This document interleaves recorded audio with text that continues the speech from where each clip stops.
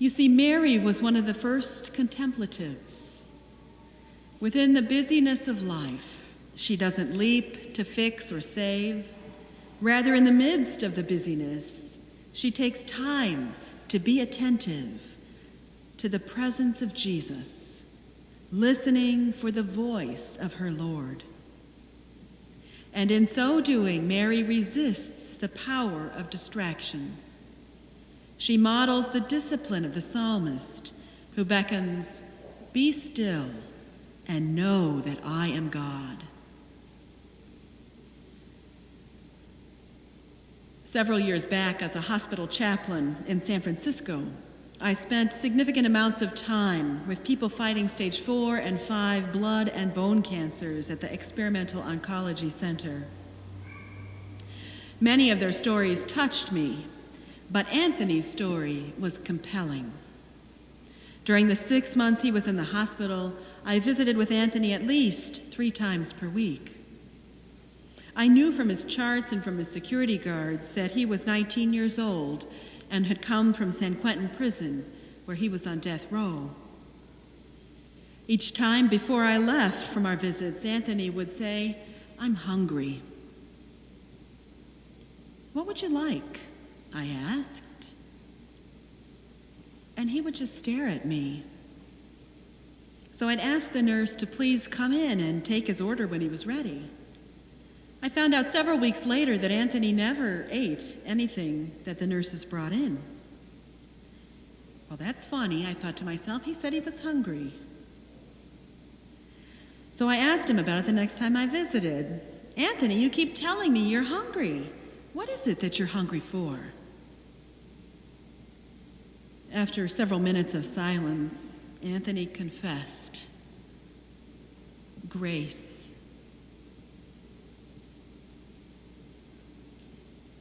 Anthony and Mary must be soulmates. Contemporary American culture has a strong tendency and a consistent drive that encourages us to do more. While putting our faith into action is certainly essential for Christians, we are also called to encounter the mystery of God in Jesus Christ through the practice of being attentive. Such a practice of being is indeed countercultural. As Anglican solitary Maggie Ross claims, the cultivation of a pressure-free space where faith can grow without distortion appears to be a notion almost entirely foreign to contemporary life. Being attentive takes practice. So this morning I invite you to put yourself in Martha's place. You have worked hard to offer the Lord hospitality, using all the skills you have and providing the sumptuous feast that is fitting for your honored guest. Hot and tired, your face erupts with annoyance when you see Mary just sitting at Jesus' feet. You ask, "Lord, do you not care that my sister has left me to do all the work alone?"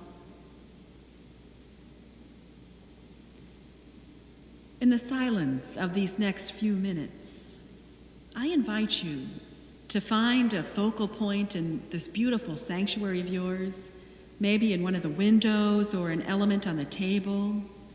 Or if you like, go ahead and close your eyes. And let Jesus address you lovingly. Hear Jesus call your name.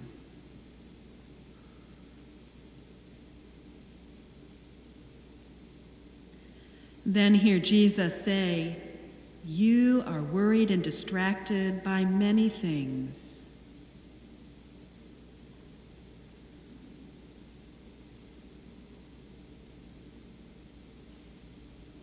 Tell Jesus the many things bothering you.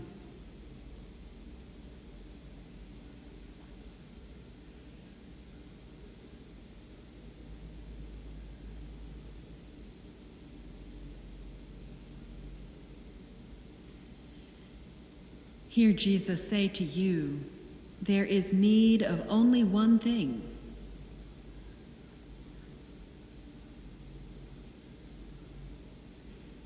What is the one thing that's needed now in life?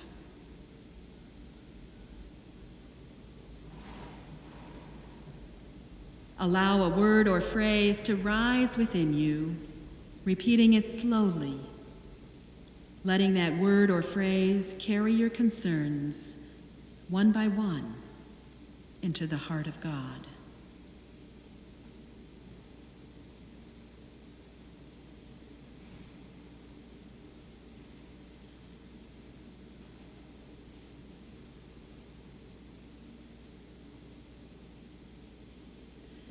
Then listen for a response as you allow yourself to be nourished by the bread of life.